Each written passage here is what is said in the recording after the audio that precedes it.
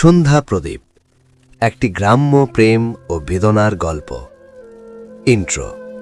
নমস্কার বন্ধুরা, আবারও আপনাদের স্বাগতম আমাদের চ্যানেলে।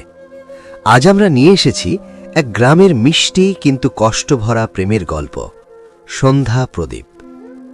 এই গল্পে আছে শৈশবের বন্ধুত্ব, ধীরে ধীরে জন্ম নেওয়া ভালোবাসা, আর আছে ভাগ্যের নিষ্ঠুর খেলা। চলুন তাহলে শুরু করা যাক আজকের গল্প। একটি শান্ত সুন্দর গ্রাম, চারদিকে সবুজ ধানক্ষেত, কাঁচা রাস্তা, নদীর ধারে তালগাছ। সেই গ্রামেই থাকত প্রদীপ। প্রদীপ ছিল খুব গরিব কৃষক দিনমজুরের ছেলে, কিন্তু খুব ছোটবেলাতেই তার জীবনে নেমে আসে বড় ঝড়।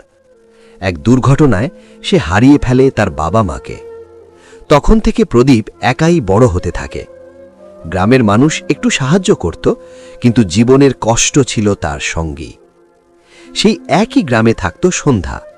সন্ধ্যা ছিল গ্রামের সবচেয়ে বড়লোক বাড়ির মেয়ে। তাদের বাড়ি ছিল বিশাল, বড় উঠান, দালান, অনেক লোকজন। কিন্তু মজার ব্যাপার হলো, সন্ধ্যার সবচেয়ে কাছের মানুষ ছিল প্রদীপ, কারণ তারা দুজন ছোটবেলা থেকেই একসাথে বড় হয়েছে। সন্ধ্যা প্রদীপের চেয়ে 2 বছরের ছোট, তাই সে প্রদীপকে ডাকত দাদা। প্রতিদিন সকালে তারা একসাথে স্কুলে যেত। কাঁচা রাস্তা দিয়ে হাঁটতে হাঁটতে সন্ধ্যা বলতো, দাদা, তুমি না থাকলে আমার স্কুলে যেতে ভালো লাগে না। প্রদীপ হাসত। স্কুল শেষে তারা মাঠে খেলত, লুকোচুরি, দৌড়ঝাঁপ, নদীর ধারে বসে গল্প করা। একদিন সন্ধ্যা বলেছিল, দাদা, তুমি বড় হয়ে কি হবে? প্রদীপ একটু চুপ করে বলেছিল, আমি বড় হয়ে অনেক টাকা রোজগার করব। সন্ধ্যা হেসে বলেছিল, তাহলে আমাকে ভুলে যাবে না তো? প্রদীপ বলেছিল, না, কখনো না। তাদের বন্ধুত্ব ছিল খুব গভীর। সময় ধীরে ধীরে বদলাতে থাকে। ছোট্ট দুটি শিশু বড় হতে থাকে। একদিন গ্রামের মেলায় তারা একসাথে গিয়েছিল।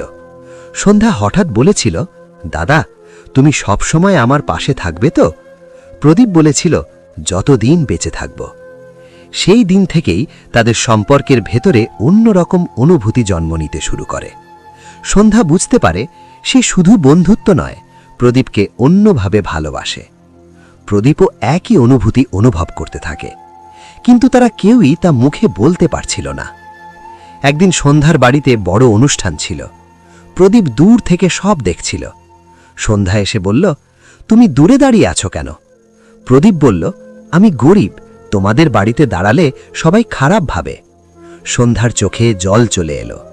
সে বলল, তুমি গরিব না, তুমি আমার সবচেয়ে আপন মানুষ। সেই দিন প্রথমবার তারা দুজন বুঝতে পারল, তাদের সম্পর্ক শুধু বন্ধুত্ব নয়, সেটা ভালোবাসা। কিন্তু সুখ বেশি দিন থাকে না। একদিন সন্ধ্যার বাবা সবকিছু জেনে গেলেন। তিনি খুব রেগে গেলেন। তিনি বললেন, এক গরিব ছেলের সাথে আমার মেয়ের সম্পর্ক কখনো হবে না। সন্ধ্যাকে বাড়ি বাইরে যেতে বন্ধ করে দেওয়া হলো। প্রদীপকে গ্রামের মানুষ দূরে থাকতে বলল। প্রদীপ ভেঙে পড়ল। তবুও সে সন্ধ্যার জন্য অপেক্ষা করতে লাগল।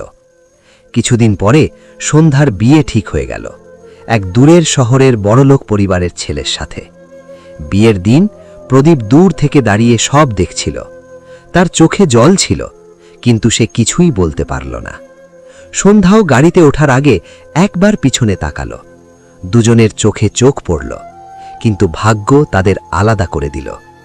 প্রদীপ সেই দিন বুঝেছিল, সব ভালোবাসার শেষ এক হয় না। কিছু ভালোবাসা শুধু স্মৃতি হয়ে থাকে।